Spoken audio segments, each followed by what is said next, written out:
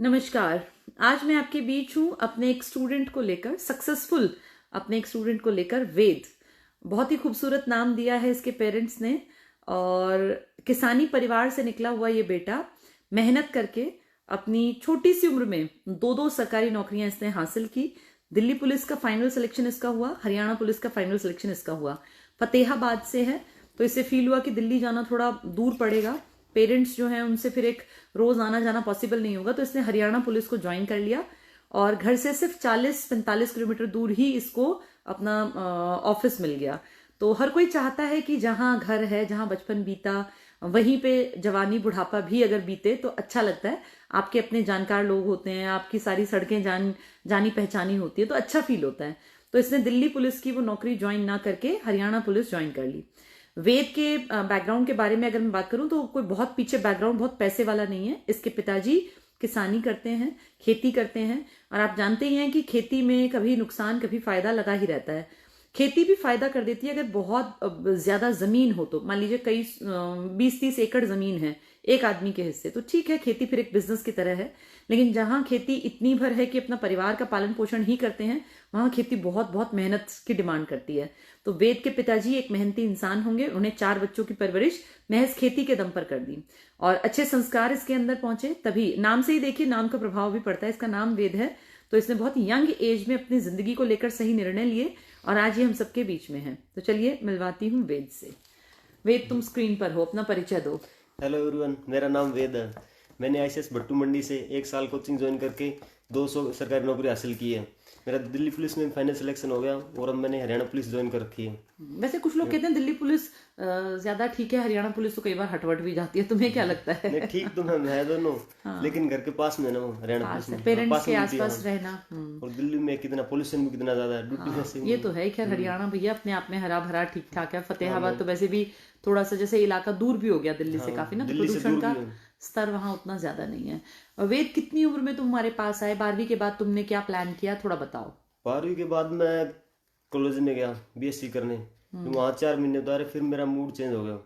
अच्छा, पढ़ाई के बीच में जब मूड बदला तो घर वालों ने भी कहा होगा, पैसे भर दिए, फीस भर दी तूने, अब क्या छोड़ेगा बीच में? घर वालों ने बहुत बोला था क्यों छोड़ के आ गए। फिर मैंने अलग ही मूड बना लिया था। मेरे को लगा जल्दी जॉब लगनी है। ये किसने कहा कि भाई जॉब जल्दी लगना मतलब ज्यादा बेहतर है बजाय पढ़ने के लंबा? वो घर की सिचुएशन देख के चलना पड़ता है। हाँ, घर में भाई साधन उतने थे नहीं कमाई के। अब बहुत लंबा पढ़ के भी वापस तो आना था नौकरी की तरफ। हाँ, वो तो ये ग्रेजुएशन के बाद भी नौकरी की तैयारी करनी थी। फिर मैंने 3 महीने उसके बाद सेल्फ स्टडी की, लेकिन उससे कुछ नहीं हुआ। फिर मैंने एक दिन आईसीएस कोचिंग सेंटर में प्रमल सर की डेमो क्लास लगाई। फिर उससे मुझे कुछ अच्छा लगा, वहाँ हो सकता है कुछ। फिर मैंने बैच ज्वाइन कर लिया। बैच ज्वाइन करने के बाद मैंने 1 साल तैयारी की, तो मेरे 2 पेपर क्लियर हो गए। उसमें दोनों में फाइनल सिलेक्शन। जैसे जब पेपर देने गए, एक आधी बार फेल भी हुए किसी पेपर में? हाँ, मैं बहुत दे रेलवे के पेपर दिए, उनमें मतलब नहीं हुआ। हाँ, जब फेल हुए तब ऐसा लगता था कि यार मेरा तो नहीं होना, ऐसा मन में आता था या था कि नहीं हो जाएगा? नहीं, ऐसा तो नहीं हुआ। लेकिन इतनी पेपर देने जाते थे तो लगता था हो जाएगा, लेकिन नहीं होता था तो अंदर से दुख आता था। सही बात है, क्योंकि किराया भी खर्च करते हैं आप, दिन भी देते हैं और फिर नहीं होता है। फिर वो कई पेपर जब फेल हुए तब फिर फेल हुआ हो कि और तैयारी में कहीं कमियां और पढ़ना है। जो कमियां रहेगी वो पूरी करते रहे, धीरे धीरे जिस पेपर में कमी रहती थी वो पूरी करते गए और ऐसे हो गए। फाइनली 2 सिलेक्शन तुमने ले लिए। कहाँ बता रहे थे? दिल्ली पुलिस और हरियाणा पुलिस। और ये बताओ, जब तुम आए तो तुमने कैसा एक अपना ग्रुप बनाया? क्योंकि ग्रुप का बनाने का बड़ा फर्क पड़ता है आपकी पढ़ाई के ऊपर। तो तुम्हारे ग्रुप में कितने लोग थे और सब अब कहाँ हैं? कोई नौकरी पर है कि नहीं है? हम आईसीएस कोचिंग सेंटर में तो हमने 4 दोस्त थे मेरे, और चारों पढ़ने में अच्छे थे। मतलब वही ग्रुप बनाया मैंने। ग्रुप पे डिपेंड करता है जॉब लगना आपके। तो हम सुबह आते थे, सुबह 7 बजे सेंटर पे, और 1-2 बजे तक क्लास लगाते थे। उसके बाद सेंटर पे रहकर 3-4 घंटे सेल्फ स्टडी करते थे। जो पढ़ाया वो पढ़ते थे। अच्छा, जो दिन में पढ़ाया उसी को रिवाइज करते थे? रिवाइज करते मतलब घर नहीं जाते थे कि लो भाई 1 बज गया 2 बज गया घर भाग जाए? घर का क्या लालच है, सही घर पे क्या करना। फिर 6 बजे शाम को घर पे जाते थे और फिर खाना पीना खाए, फिर रात को भी 2 घंटे 3 घंटे स्टडी और करते थे। तो इससे तुम्हें कई घंटे एक तरह से सेल्फ स्टडी भी हो गई और क्लासरूम की पढ़ाई भी हो गई। और जो दोस्त हैं वो क्या कर रहे हैं, कहाँ सेटल हैं सारे? मेरे दोस्त 4 जॉब में हैं। अच्छा। एक तो ग्राम सचिव, और एक दिल्ली पुलिस में लगा हुआ है, इसकी पासिंग आउट अभी हो गई 22 फरवरी को। अच्छा। और एक कलर का सोनीपत में ड्यूटी है। सोनीपत में ड्यूटी है फतेहाबाद से। ठीक, चलो। तो मतलब चारों का ग्रुप आज वेल सेटल्ड है। तुम्हारी एज के थे चारों? हाँ मैम इतने 22-23। ठीक है, फिर तुम चारों एक दिन प्लानिंग करके साथ क्यों नहीं आए? छुट्टी नहीं मिल रही मैम, उसकी पासिंग आउट हुई है अभी। हाँ अच्छा, हाँ अभी कुछ दिन पहले पासिंग आउट हुई है ना, 22 तारीख को पासिंग आउट हुई है। तो वो दिल्ली पुलिस में चारों आसपास ही नौकरी लग गए, मतलब चारों जब पढ़ रहे थे 1-1.5 साल में ही चारों का कहीं ना कहीं सिलेक्शन हो गया। उनके भी कई सिलेक्शन हुए हैं या एक ही था? नहीं, उसका वो पहले ग्रुप डी में लगा मेरा दोस्त, ग्रुप डी से उसको ग्राम सचिव में लग गया। अच्छा, ग्रुप डी से ग्राम सचिव में। इसका मतलब भट्टू मंडी में एनवायरनमेंट अच्छा है। जब बच्चे पढ़ते हैं तो पढ़ने के लिए माहौल ठीक है वहाँ? हाँ माहौल एक नंबर। और तुम्हारे पिताजी जो हैं किसान हैं, उनके चेहरे पे कैसी खुशी थी जब तुमने बताया कि मेरा फाइनल सिलेक्शन हो गया?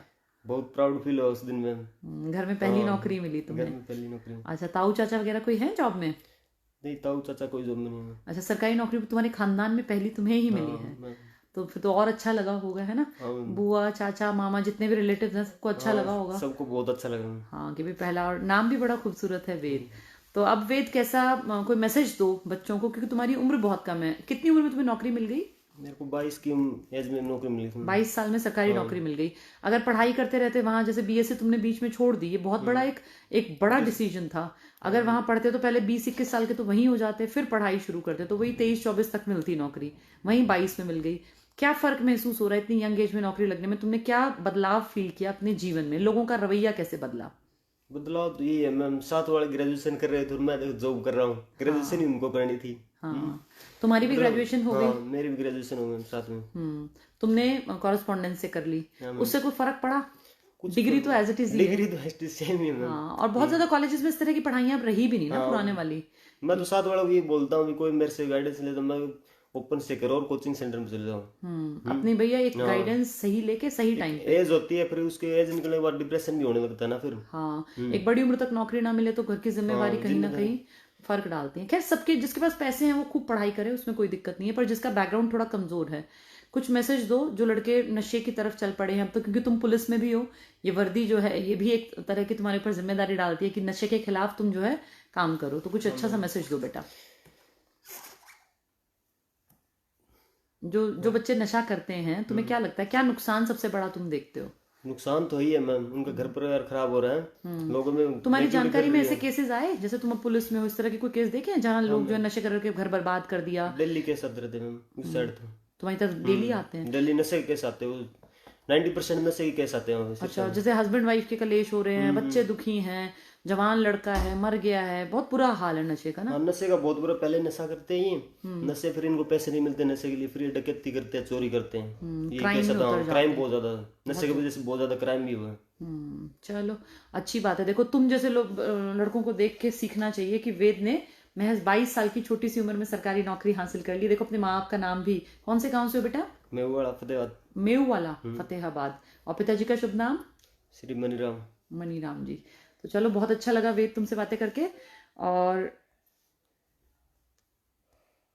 देखिए किस तरीके से यार दोस्तों का प्रभाव पड़ता है। आपने वेद से सुना, 4 दोस्त थे, एक दिल्ली पुलिस में, एक हरियाणा पुलिस में, एक ग्रुप डी में लगा था, फिर ग्राम सचिव तक पहुंच गया और एक क्लर्क की पोस्ट पर।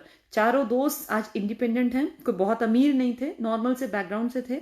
खेती किसानी करने वाले परिवारों के ये लड़के पहले भट्टू मंडी आईसीएस ब्रांच में आके सुबह अर्ली मॉर्निंग जैसे ही क्लास शुरू होती उससे पहले पहुंचते, पूरा दिन वहां पढ़ते, दोपहर बाद जब क्लासेस ऑफ होती तो बाकी सबको भागने की जल्दी होती, लेकिन ये चारों वहीं बैठ के शाम के 5-6 बजे तक पढ़ते, फिर अपने घर जाते, थोड़ा बहुत खाना वाना खाया, आराम किया, फिर रात में 2-3 घंटे और पढ़ते। यानी इनकी कोचिंग प्लस सेल्फ स्टडी साथ साथ चल रही थी। सेल्फ स्टडी भी बहुत इंपॉर्टेंट है, अगर सेल्फ स्टडी ना करें तो कोचिंग में पढ़ाई टीचर की बातों को फिर रिवाइज करना बहुत जरूरी है, वो नहीं करेंगे तो फिर नंबर नहीं आएगा। तो इन्होंने दोनों कामों को साथ साथ रखा। इसलिए देखिए, चारों दोस्त, चारों का ग्रुप, जब ये आज से 10 साल बाद इस चीज को याद करेंगे तो बहुत खुश होंगे कि हम चारों कैसे पढ़ते थे, कैसे हम जाते थे। ये जो स्ट्रगल का फेज होता है ना, ये खूबसूरत लगता है सक्सेसफुल होने के बाद। और अगर सक्सेस ना मिले तो फिर स्ट्रगल का पीरियड हमेशा एक नेगेटिव टाइम पीरियड की तरह हमारे दिमाग में बैठ जाता है। तो कोशिश कीजिए आपके स्ट्रगल के फेज को खूबसूरत बनाने की, और उसका एक ही तरीका है कि सफलता तक पढ़ा जाए, सफलता तक मेहनत की जाए। जिस दिन सफल हो जाएंगे फिर स्ट्रगल का वो दौर अपने आप में खूबसूरत हो जाएगा। तो वेद से हमें सीखना है कि अपनी संगत सुधारें, सही टाइम पे सही डिसीजन लें। अगर ये बीएससी एमएससी करता रहता, इसके पिताजी किसानी बैकग्राउंड से हैं, पैसा ज्यादा था नहीं, तो वहां इसको 5 साल पढ़ाई करने के बाद भी एक क्वेश्चन मार्क आता कि अब क्या, फिर वापस आता गवर्नमेंट जॉब की तरफ। तो इसने सही डिसीजन लिया एंट्री तो कर ली इसने बीएससी में, लेकिन बीएससी में 4 महीने में ही इसको फील हुआ कि नहीं, मेरे घर की हालत उतनी बहुत अच्छी नहीं है कि मैं 5 साल तक बैठ के फीस मांगता रहूं और अपने खर्चे करता रहूं। उससे बढ़िया मैं जब तक मेरी ग्रेजुएशन होती उस टाइम के बीच में मैं नौकरी तक पहुंच जाऊं। इसका वो निर्णय बिल्कुल ठीक रहा और इसके जीवन में निर्णायक एक मोड़ वही था जब इसने एक बड़ा स्टेप लिया। लोगों ने इसको कहा भी होगा पागल हो गया, बीएससी क्यों छोड़ रहा है, 4 महीने पूरी हो गई, कुछ दिन और खींच ले। लेकिन इसने एक टफ डिसीजन लिया, वो 4 महीने की बीएससी छोड़ दी, कॉरेस्पॉन्डेंस से अपनी ग्रेजुएशन पूरी की, साइड बाय साइड अपनी मेन फोकस जो रखा वो तैयारी पर रखा, सरकारी नौकरी की तैयारी पर। और आज देखिए 2 नौकरियां इसके हाथ में थी। इसने अपनी इच्छा से हरियाणा पुलिस ज्वाइन किया, क्योंकि दिल्ली पुलिस में फतेहाबाद से दिल्ली की ट्रैवलिंग बहुत दूर पड़ जाती है, 200-250 किलोमीटर डेली आना जाना पॉसिबल नहीं है। पेरेंट्स का भी ध्यान रखना था, तो इसने अपनी ज्वाइनिंग कर ली हरियाणा पुलिस में। और आज ये एक खुशहाल परिवार कह सकते हैं वेद का है। इसके फादर को इस पे प्राउड है, इसकी माँ को इस पे प्राउड है। दोनों बहनें इसकी बड़ी जो मैरिड हैं उनके लिए भी उनका भाई एक जो होता है ना भाई शान फील होती है कि हाँ हमारे भाई ने मेहनत की और उसने सफलता की, जो होता है ना एक कामयाबी की, कि भैया कैसे कामयाब। एक एवरेज परिवार में तो जिसके पास पैसा है, नौकरी है, एक गिना जाता है कि भाई उसको हम कामयाब मान सकते हैं। तो आज ये एक कामयाब इंसान के रूप में इसकी पहचान बन गई है। बहुत अच्छा लगा वेद से बातें करके। वेद कुछ और बोलना चाहते हो? नहीं, थैंक्स। चलो, तो बस यही मैसेज है कि संगत अच्छी चुनो। इस लड़के ने एक तो 12वीं के बाद डिसीजन ठीक लिया, एक इसने अपनी संगत अच्छी रखी। उस डिसीजन के दम पे आज इसके बहुत सारे जो संगी साथी कभी 12वीं में थे वो तो पढ़ाई लिखाई तक ही थे, ये 22 साल में 2 सरकारी नौकरियों का मालिक बन गया, अपनी मर्जी का जीवन जी रहा है। तो अच्छे दोस्त बनाइए जिसमें सिर्फ आप नहीं आपका पूरा ग्रुप कामयाब हो, तभी मजा आता है। Thank you.